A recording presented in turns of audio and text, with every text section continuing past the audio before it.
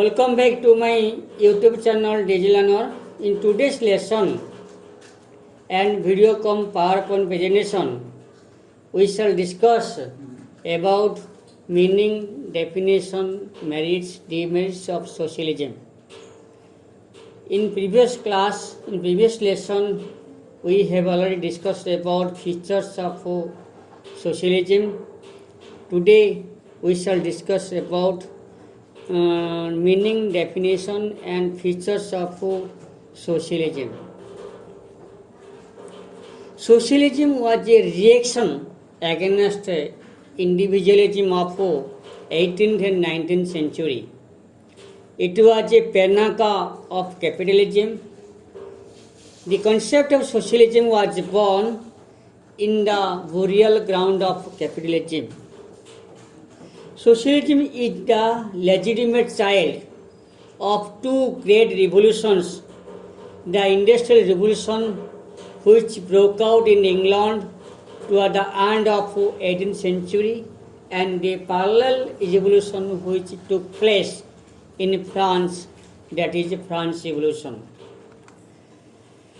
Socialism aims to eradicate evils associated with the free competition and private property under the individualist order of 19th century. Individualism gives rise to capitalism, which creates inequality of wealth by dividing society into haves and have-nots. The capitalist system divides society into two antagonistic classes such as haves and have-not, or bourgeois or proletariats. In this system, the have-nots or the poor are exploited by the capitalist class. Now we shall discuss the meaning of socialism. Socialism means the establishment of a classless society, abolition of a system of private property, bringing in the everything under state control and management. The state is not an evil, but a positive good and a positive good institution. Hence, it must be provided with wide powers. The state must control all means of production. Now, we shall discuss about some of the definitions of socialism which are given by the different socialist philosophers. According to the Oxford Dictionary, socialism is a political and economic theory of social organization which advocates state ownership and control of the means of production, distribution and exchange. George Bernard Shaw, another English political philosopher, according to George Bernard Shaw, socialism means equality of income and nothing else. Another English or British political philosopher C.E.M. Joad, socialism is like a hat that has lost its shape because everyone wears it. Another English political philosopher G.D.H. Cole, according to him, socialism means four closely connected things: a human fellowship which denies and expels distinction classes, a social system in which no one is so much rich or poorer than his neighbor as to be unable to mix with them in equal terms, the common ownership and use of all vital instruments of production, and fourthly, an obligation upon all citizens to serve one another according to their capacities. So, what Encyclopedia Britannica defines? Encyclopedia Britannica defines socialism as social and economic doctrine that calls for public rather than private ownership or control of property and natural resources. According to Bertrand Russell, collective or social ownership of natural resources and capital is called socialism. According to an Indian political philosopher, J.P. Narayan, Jayaprakash Narayan, a system in which individual surrender his interest, self-interest to the greater collective interest of the society is called socialism. So, socialism has a variety of meaning. Engels defined, classified socialism into utopian and scientific socialism. So, we have to know what is utopian socialism. The year 1848 happens to be the dividing line between two kinds of socialism. Charles Fourier, Robert Owen, Saint Simon were the principal advocates of utopian socialism. They were of the opinion that capitalism encourages exploitation of working class. They protested against the uncontrolled course of in production and dismal condition of the working class.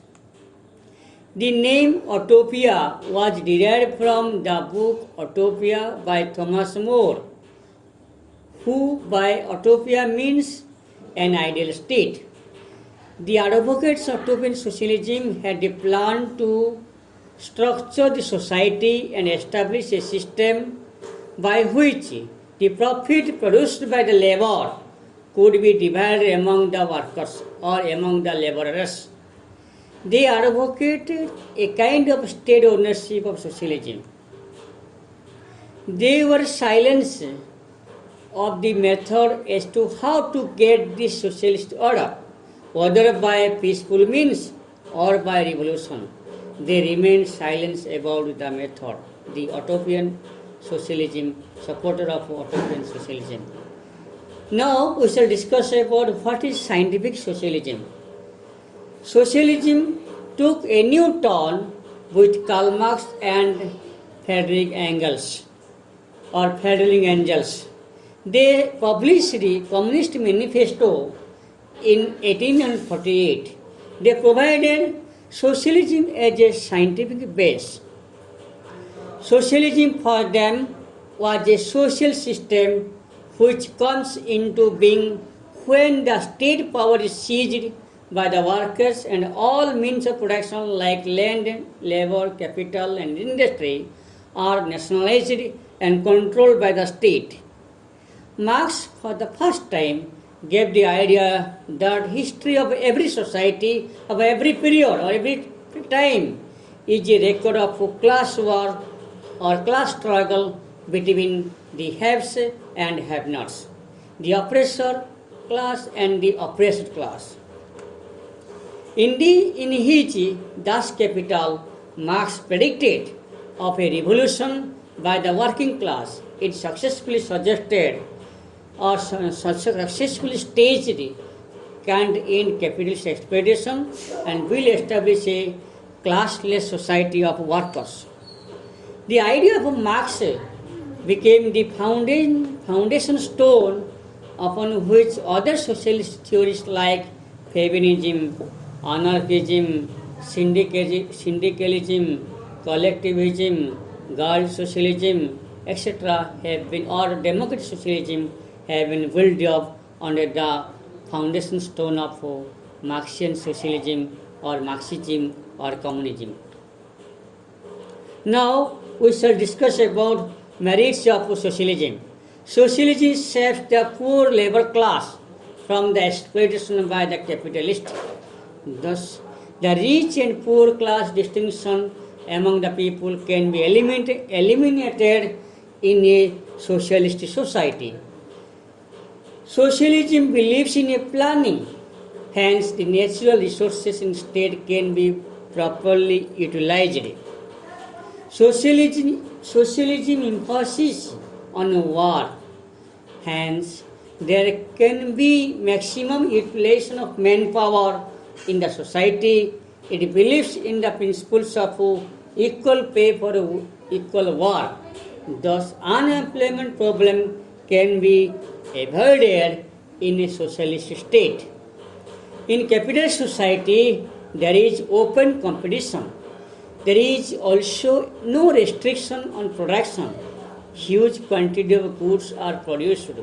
Among them, those are good quality and cheaper in price get a good market. Hence, there is a great wastage that can be prevented in a socialist society. Socialism believes in economic democracy.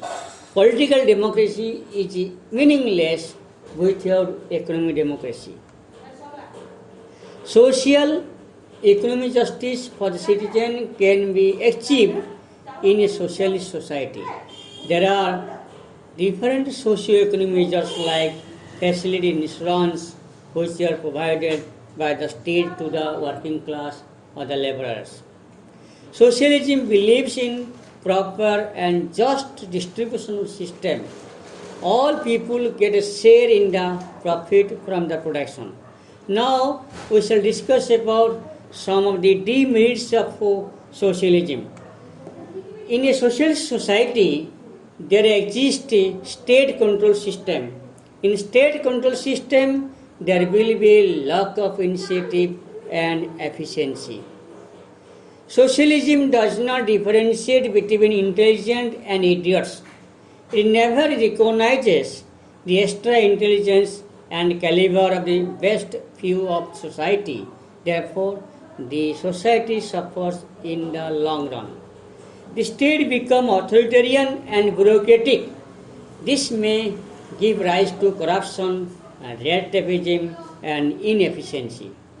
By restricting the political right of individuals, by controlling the press, socialism keeps individual in the dark about the affairs of the state. It makes the individual a slave to regimentation. In a socialist society, there will be no competition. Consumer will only buy such goods available in market and produced by the state.